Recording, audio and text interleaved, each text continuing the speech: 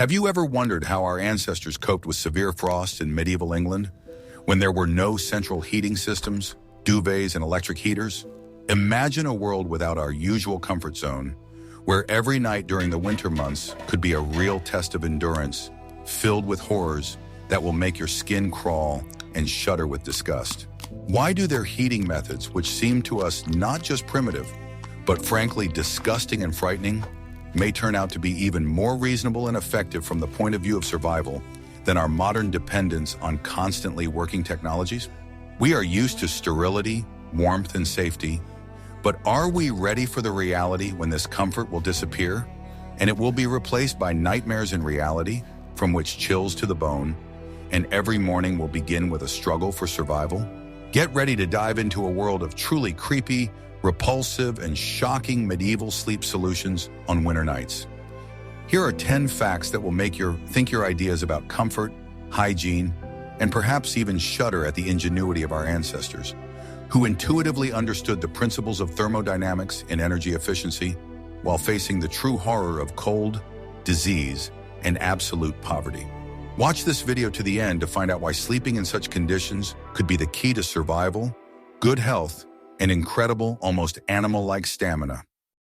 In the darkest and most desperate periods of the Middle Ages, when England was shaken by epidemics such as the Black Death, or when endless wars led to mass death of the population, the number of dead often exceeded all opportunities for prompt and dignified burial. In such conditions, some unfortunate people who lost everything could seek out the remnants of warmth and take shelter in the most gloomy and creepy places, freshly dug but not yet fully filled burial grounds. These deep, extensive pits designed for mass graves, not yet frozen to the bottom, could retain a subtle but vital warmth of the earth, which contrasted sharply with the biting frost and icy wind outside. The homeless, the poorest of the population, and sometimes the wounded, who had nowhere to go, could find a last desperate refuge here, pressing themselves to the ground, which was not yet frozen to the ground. Imagine this unimaginable nightmare, trying to fall asleep, feeling the cold, wet, slippery ground beneath you, reeking with the smell of decay and death, surrounded by restless bodies that may have died of the same plague that could have overtaken you yourself. Every breath was filled with the acrid, sweet smell of decay, and my imagination conjured up terrifying images of someone lying next to me under a thin layer of earth. It was not so much a way to really warm up as a last desperate action before the inevitable death from hypothermia, demonstrating the extreme degree of human despair, humiliation, and loss of all hope. Every breath of wind that brought the smell of death, every thought that you shared the last refuge with the dead, turned sleep into a constant psychological and physical torture, where the only consolation was a temporary reprieve from certain death. The soil itself, warmed by decomposing bodies, became a living, if deadly reminder of the fragility of human life. The heat generated in the burial grounds was a consequence of natural biological processes. In the process of decomposition of organic substances, namely the bodies of the dead, bacteria and microorganisms actively split organic matter, releasing heat. This process, known as the exothermic reaction, was similar to what happens in compost heaps, but much more sinister. The thick layer of earth and the dense arrangement of bodies helped to preserve this heat, creating a microclimate that, although barely noticeable, could become a decisive factor between life and death in severe frosts. The temperature inside the burial ground could be several degrees higher than the air temperature, especially if the ground was still relatively fresh and not completely frozen. However, this heat was not only life-saving, but also extremely dangerous. Decomposing bodies released not only heat, but also a whole bunch of pathogens, including bacteria and viruses, which could cause new outbreaks of diseases. The miasma-soaked air was saturated with toxic gases such as methane and hydrogen sulfide produced by putrefaction. These gases could cause dizziness, nausea, difficulty breathing, and even loss of consciousness, adding to the already difficult situation of the sleeper. The man who sought refuge in the burial ground found himself in a constant state of choice between two terrible ends: freezing to death in the open air or risking contracting a deadly disease and suffocating in the stinking pit. This method of survival, which seems absolutely wild to us today, clearly demonstrates the extreme degree of poverty and despair in which people were in the Middle Ages. The lack of government support programs, shelters, and medical care pushed the most vulnerable people to take such steps. This was not just a bed, but a final attempt to grasp onto life, even if that life meant sleeping in the arms of death. Many of those who dared to do such a thing did not survive the night. Some died of hypothermia. Despite the illusory warmth, others became victims of disease, and still others simply could not stand the psychological pressure, realizing what a terrible place they were in. Burial grounds became not only mass graves for the dead, but also temporary shelters for the living, who could soon join the ranks of those who lay under them. It was truly hell on earth, where life and death intertwined in an eerie dance. And the only consolation was a brief moment of relative warmth in the face of imminent doom. These stories are a grim reminder of how cruel and merciless life could have been in the past, and how far people were willing to go just to live another night. One of the most disgusting, but surprisingly effective ways to get heat in the Middle Ages was to use compost or dung heaps. These gigantic, constantly smoking accumulations of organic waste, plant residues, food waste, rotting food, and worst of all, animal and possibly human excrement released significant amounts of heat during the decomposition process. It was a natural biological process that turned useless waste into a valuable, if disgusting, source of energy. Desperate peasants with no roof over their heads or other shelter could literally burrow into these stinking, rotting, and sometimes teeming masses to escape the freezing wind and freezing cold.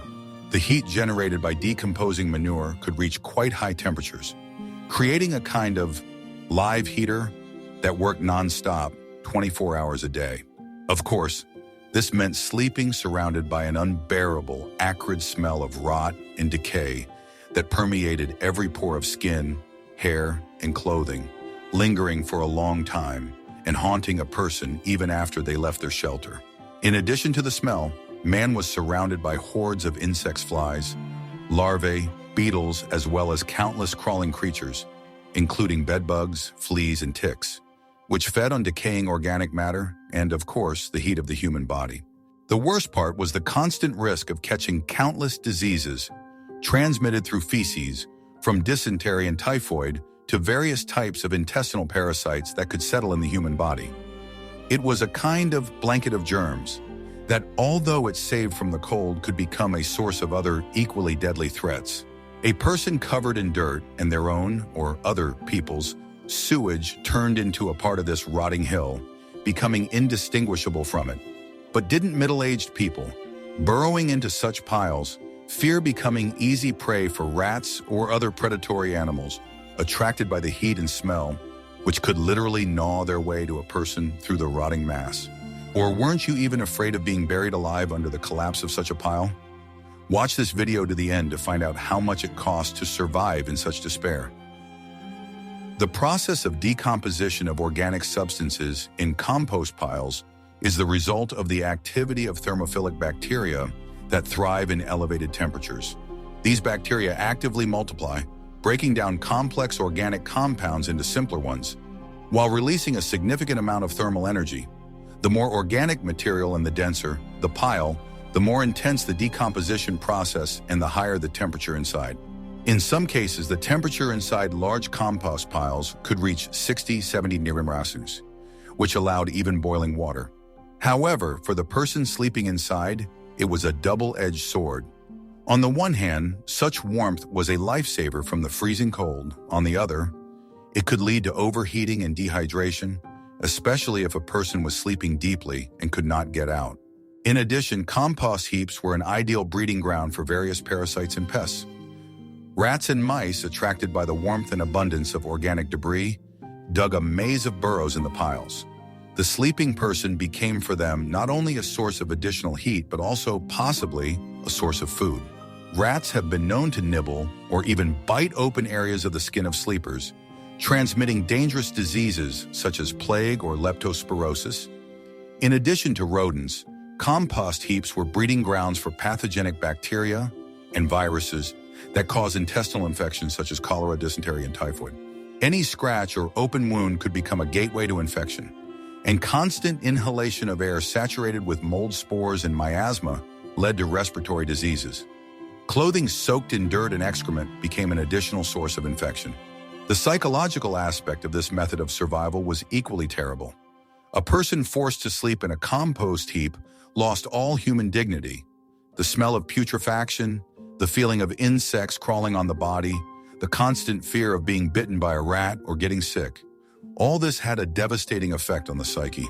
It was not just survival, but an existence on the edge of the animal world, where the only goal was to survive until the next day, regardless of disgust and humiliation. Despite all the risks, for many homeless and desperate people in the Middle Ages, compost piles remained the only available source of heat, demonstrating how fragile and defenseless human life was in the face of the harsh realities of that time. These stories are grim but true testimony to how far people were willing to go just to survive, and how low they might have fallen in their struggle for existence. After a full day of active use of large kitchen fires, massive bread ovens, or hot furnaces for blacksmiths and other artisans, huge amounts of hot ashes and embers accumulated in them. Instead of completely cleaning up these spaces, some people desperate for warmth have used them as sleeping areas to trap the residual heat. It's not just about sleeping next to the hearth, but getting inside or as close to them as possible, sometimes even directly into the warm, still warm ashes. Ash pits, deep pits under hearths where ashes were poured, or niches in massive stone ovens where a significant amount of heat remained after baking, could become temporary but deadly bedrooms. This meant sleeping surrounded by fine, acrid, suffocating ash dust that clogged into the lungs with each breath, causing coughing and difficulty in breathing. In addition, people inhaled the residual products of incomplete combustion, which slowly smoldered and, worst of all, were at constant risk of carbon monoxide poisoning, CO. Carbon monoxide is a silent killer that has no color, smell, or taste. It invisibly binds to blood hemoglobin, depriving the body of oxygen, causing dizziness, nausea, loss of consciousness, and eventually death in sleep without being able to wake up. Clothing, hair, skin, and even internal organs were soaked with soot and the acrid smell of burning, and the skin became dry, cracked, and inflamed from constant exposure to heat and aggressive particles. However, for those who had no other shelter, it was a matter of choosing between a slow, painful death from hypothermia in the cold and the risk of suffocating in their sleep, but in relative warmth. Many such nights ended with the discovery of lifeless bodies in the morning, forever asleep in the embrace of the deadly warmth that had become their grave. Residual heat in ash pits and furnace niches was preserved due to the heat capacity of stone and brick furnace structures. Stone and brick were slowly heated during the fire, and then just as slowly released heat for many hours after the fire died down. This created a heat trap effect, where the air temperature inside the niche or ash pan could be significantly higher than outside. However, this warmth came at a high price. The ash, consisting of tiny particles of unburned organic matter and mineral residues, was extremely corrosive. When inhaled, it settles on the mucous membranes of the respiratory tract, causing irritation, inflammation, and chronic lung diseases, such as bronchitis and pneumonia. Prolonged exposure to fly ash could lead to the development of silicosis, an irreversible lung disease caused by inhaling silica particles contained in the ash. However, the deadliest enemy in such shelters was carbon monoxide, CO. This gas is formed during incomplete combustion of fuel, wood, coal, in conditions of lack of oxygen. After the main firewood burned, the embers continued to smolder, releasing CO. Since carbon monoxide has no color, smell, or taste, a person could not be aware of its presence. CO binds to blood hemoglobin 200-300 times stronger than oxygen, forming carboxyhemoglobin, HbCO. This leads to oxygen starvation of all organs and tissues, primarily the brain and heart. Symptoms of poisoning headache, dizziness, nausea, weakness could be attributed to fatigue or malaise, and the person fell asleep without waking up. Death occurred unnoticed in a dream, which made this method of heating especially insidious. In addition to physical hazards, sleeping in ash pits and stove niches was associated with a complete lack of hygiene. Soot, and ash covered the body and clothing, seeping into the pores of the skin, causing irritation, itching, and infections. The skin became dry, cracked, and painful. Her hair was matted and greasy with dirt. The clothes were soaked in the acrid smell of burning, which was impossible to remove. This compounded the already difficult social situation of these people, making them outcasts who were shunned even by those who lived in poverty themselves. Such places were the last resort for the most desperate, those who had lost everything and had nowhere else to go. It was a choice between an immediate, painful death from the cold outside or a potential, but less painful, death in your sleep from poisoning or illness. The stories of those who died in the furnace niches serve as eerie reminders of the brutality of life in the Middle Ages and the incredible sacrifices that people made to survive. In the poorest and most primitive dwellings of the Middle Ages, as well as in the conditions of besieged cities, overcrowded shelters for beggars, or during mass migrations, when there was no access to traditional and relatively clean building materials, such as straw or hay, there were incredibly disgusting methods of using what was at hand. In some cases, people may have used dry or partially dried human excrement mixed with clay, straw clippings, or sawdust to insulate earthen floors, fill cracks in walls made of twigs, or even create an additional layer under sleeping areas. Где могли использовать сухие или частично высушенные человеческие экскременты. This fetid mixture, often called cob, or twig and clay weaving, could be used not only to build load-bearing walls, but also to plug any cracks or create an additional warming layer under the sleeping places in order to somehow retain heat. Although this mixture provided some minimal thermal insulation, preventing heat from leaking into the ground, the stench emanating from such insulators was completely unbearable, pungent, and penetrating, especially when the temperature in the room increased. When the decomposition processes intensified, breathing this air was torture. In addition to the smell, this created an ideal breeding ground for countless pathogenic bacteria, such as Salmonella, E. coli, viruses, parasites, such as roundworms, pinworms, and giardia, and of course, insects, flies, cockroaches, fleas, that could enter the bed and onto the human body.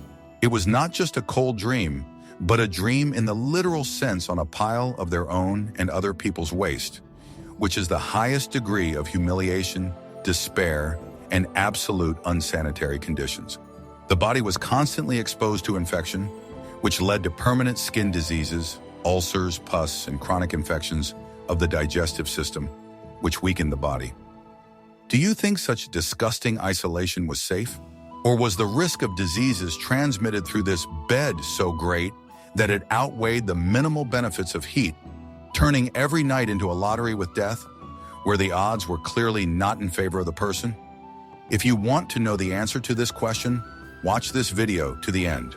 In addition to the obvious health risks, the use of human waste as an isolation ward has led to disastrous consequences for the mental health of residents. Constant exposure to the stench of decomposition caused constant stress, nausea, and loss of appetite.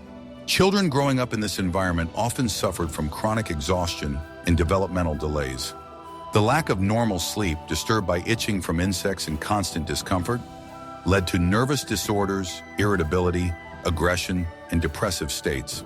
People forced to live in such conditions experienced a deep sense of humiliation and despair, which undermined their dignity and faith in a better future. Such dwellings became breeding grounds for rodents, rats and mice that, attracted by organic waste, entered the crevices, nested in isolation, and spread even more diseases. Rodents not only polluted food and water, but also carried fleas and lice, which in turn were carriers of plague, typhoid, and other deadly epidemics. The circle was closing. Desperation forced people to use impure materials, which led to outbreaks of disease, which in turn further exacerbated poverty and despair. It was a vicious cycle that was extremely difficult to break out of. The routine suffering in such conditions was so great that over time, people seemed to get used to the terrible smells and constant itching, but their bodies and minds could never fully adapt. Their immunity was compromised by chronic infections, making them extremely vulnerable to any new disease. Child mortality in such communities reached catastrophic proportions. Infants and young children were particularly at risk because their still unformed immune systems could not withstand such a massive onslaught of pathogens. Even if people somehow miraculously avoided deadly diseases, chronic poisoning of the body with decomposition products, constant contact with allergens and bacteria led to the appearance of numerous chronic diseases, asthma, bronchitis, skin eczema, arthritis, and other degenerative processes that dramatically reduced life expectancy and worsened its quality. In fact, such isolation became a slow torture that gradually destroyed the person both physically and mentally. In the Middle Ages, clothing was not just a wardrobe item, but a huge value often passed down from generation to generation. However, in conditions of extreme poverty, famine, or during devastating mass epidemics, such as the Black Death, which claimed millions of lives, when many people died in a short time, and new clothes were simply not enough, survivors could be forced to use the clothes of the deceased for heating, including for sleeping. It was not just an inconvenience or nuisance, but a deep psychological and sanitary horror that made the soul shudder. Clothing removed from the deceased, especially those who have died from contagious and often fatal diseases such as plague, smallpox, typhoid, or dysentery, has never been fully disinfected. It could be soaked in blood, vomit, sweat, pus, feces, and other body fluids, retaining a persistent, pungent smell of decomposition and carrying fleas, lice, ticks, and direct pathogens of these deadly diseases. It was not only unpleasant to sleep in such clothes, but also deadly dangerous. Every touch of cloth on the body, every breath of air saturated with particles of death and infection, was fraught with a direct threat of infection. It was a cursed heat that could carry death with it. The psychological aspect was equally devastating. Wearing the clothes of a man who had just died of the plague or another terrible disease was a constant, painful reminder of his own vulnerability in the proximity of death. People could have nightmares about the image of the deceased, feel their presence in the very act of using other people's belongings, especially in such an intimate area as sleep, could cause a deep sense of desecration and mental trauma. In addition to the physical dangers, using the clothes of the deceased created a deep emotional burden. Grief over the loss of loved ones was compounded by the need to wear their belongings, which might have retained the imprint of their presence, but were now steeped in death and illness. It was a constant reminder of the tragedy that kept people from moving on and healing from emotional wounds. A sense of hopelessness and doom permeated everyday life, depriving people of hope for recovery and the future. Children who were forced to sleep in such clothes were particularly hard pressed by this experience. They may have developed post-traumatic stress disorder, PTSD, experienced nightmares, fear of death, and increased anxiety. Constant exposure to pathogens from the clothing of the deceased resulted in frequent illnesses, chronic weakness, and stunted growth and development. The child's body, which did not yet have a strong immune system, was particularly vulnerable. The social and cultural impacts were also significant. Using the clothes of the deceased could be considered a taboo act, violating customs and respect for the memory of the departed. This could cause internal conflicts and feelings of guilt among those who were forced to resort to it. At the same time, in conditions of total poverty and epidemics, such actions could become commonplace, which led to the dehumanization of life and a decrease in generally accepted standards of hygiene and morality. In fact, it was a symbol of desperation and survival at all costs. The warmth of such clothing was illusory because it carried the threat of one's own death. It was a situation where a person was forced to choose between immediate death from the cold and a slow, painful death from illness. The choice was appalling, and it highlighted the brutality and inhumanity of living conditions in the Middle Ages, especially during times of crisis. Animal skins were a vital source of heat and materials for clothing in the Middle Ages, but their processing in those days was far from perfect. Tanning methods were primitive and sometimes completely absent. Often the skins, especially in poor families or in conditions of lack of access to high-quality tannins, did not undergo full dressing and tanning. They could simply be dried in the sun or salted, which did not completely prevent the decomposition of organic residues. In the cold and humid English climate, such hides could begin to rot and decompose, giving off an unbearable, nauseating smell of decomposing meat and fat. Sleeping under such a hide was a real torture for all the senses. The acrid, sour smell of decomposing organic material permeated everything around, sticking to the skin, hair, and lungs, and also attracting hordes of insects, flies, larvae, beetles, and parasites that could live right in the fur and feed on rotting organic matter. The skin could be tough and prickly, causing unbearable itching, redness, and constant irritation of the skin, which was covered with rashes and boils. But most importantly, it was a breeding ground for disease-causing bacteria, such as Clostridium, which causes tetanus or gangrene, fungi and infections that could cause serious skin diseases, extensive abscesses, and even tissue necrosis. It was a fetid heat that kept out the cold, but poisoned your life every minute, turning a dream into a nightmarish experience where you felt buried under a mountain of rotting organic matter that slowly but surely destroyed your body. In addition to physical suffering, the use of rancid hides had serious social and psychological consequences. The constant, unpleasant smell coming from a person sleeping under such a skin made him an outcast in society. People shunned such smelly neighbors, which led to social isolation and loneliness. Feelings of shame and humiliation caused by one's own smell and appearance undermined self-esteem and mental health. Decomposing skins were an ideal breeding ground for various parasitic insects, such as fleas, lice, ticks, which not only caused unbearable itching and skin irritations, but also were carriers of dangerous diseases. Typhoid, recurrent fever, and other vector-borne infections often spread in this way. Lice and fleas living in the fur could easily jump on the human body, causing constant bites, scratching, and, as a result, secondary bacterial infections. Constant exposure to decomposition products and bacterial toxins weaken the immune system, making a person more susceptible to other diseases. Chronic skin infections, ulcers, and abscesses could develop to the stage where amputation of limbs was required or led to sepsis and dirty. Even if a person survived, they were left with chronic health problems, scars, and deformities.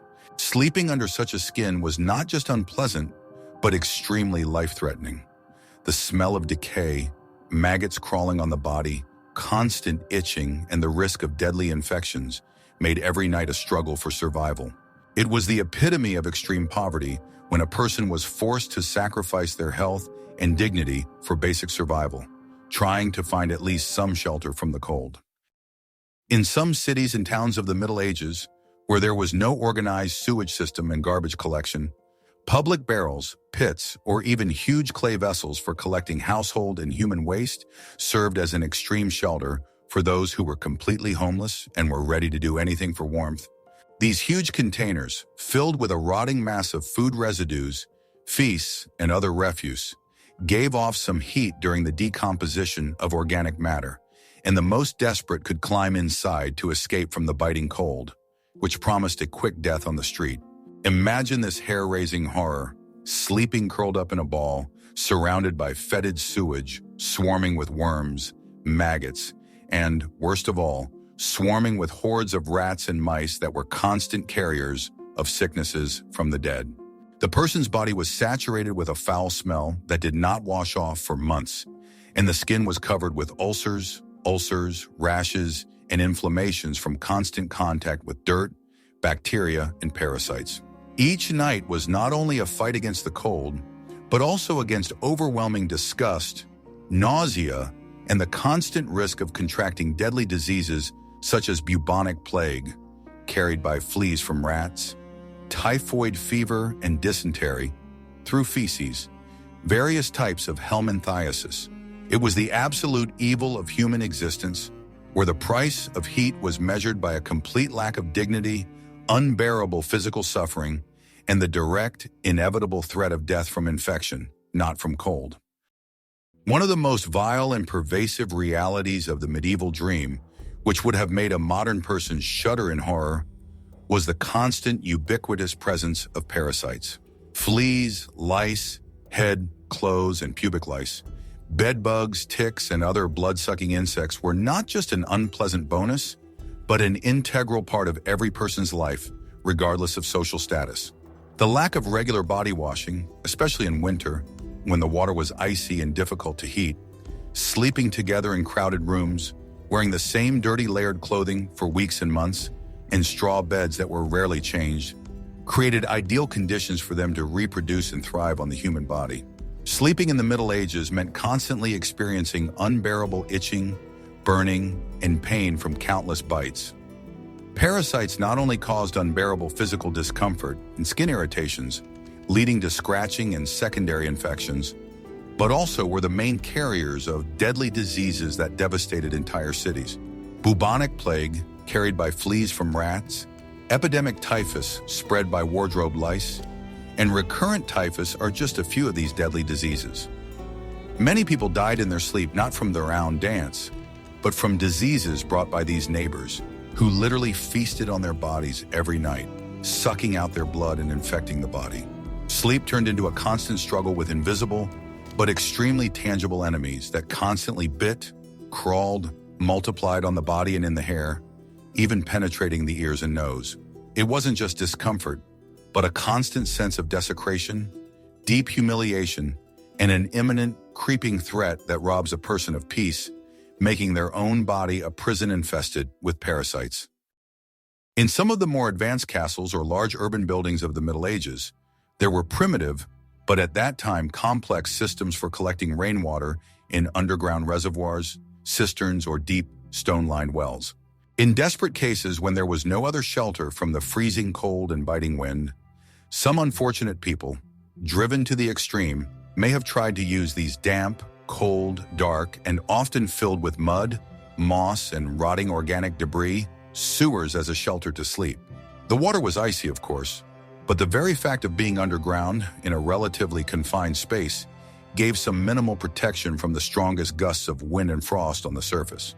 Sleeping in such conditions meant constant, bone-chilling dampness, freezing cold from the water and stone walls that drained the last of the body's heat. In addition, there was a constant risk of drowning if the tank was suddenly and abundantly filled with heavy rain, as well as the inevitable consequences of absolute darkness, claustrophobia, and complete loneliness bordering on insanity. It wasn't so much about finding warmth as it was about minimal protection from wind and snow, about trying to prolong the agony. The body quickly froze, but perhaps not as quickly as in the open air. But the risk of developing fatal pneumonia, frostbite of the limbs, fungal infections of the skin and lungs from constant contact with dampness and mold was extremely high. It was a choice between an instant wash from the cold and a slower, painful death from exposure and disease in the fetid, musty dampness, where every breath was filled with the smell of mold and rot, and the walls were covered with slimy growths.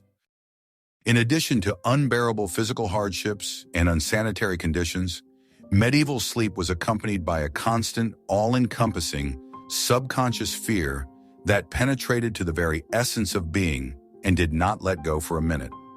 Village houses and even urban dwellings were extremely poorly protected from external threats, and laws and justice were often powerless or simply absent. At night, when the last lights went out, the darkness became absolute, and the sounds coming from outside could be terrifying and incomprehensible, giving rise to the darkest fantasies. It was an all-encompassing fear of thieves and robbers who could enter the house unhindered, kill sleepers for their meager possessions without leaving a trace, or kidnap children. Fear of wild animals, hungry wolves, jackals, foxes, and sometimes bears, especially in rural areas and remote areas, which could sneak into the dwelling in search of food or warmth, attack sleeping people or cattle, and tear them to pieces. And of course, the constant, all-consuming, most terrible fear of invisible enemies, diseases, and death, which could overtake any family member in a dream, without warning, without the ability to resist, losing their last hope. This constant psychological terror, compounded by deep-seated superstitions, beliefs in evil spirits, demons, and ghosts, made sleep shallow, anxious, and intermittent, preventing a person from fully relaxing, recovering, and finding peace, even if it was physically relatively warm. Each night was potentially the last, filled not only with physical, but also mental manias bordering on insanity, where every rustle or creak could be a harbinger of the end, and the morning might not come at all.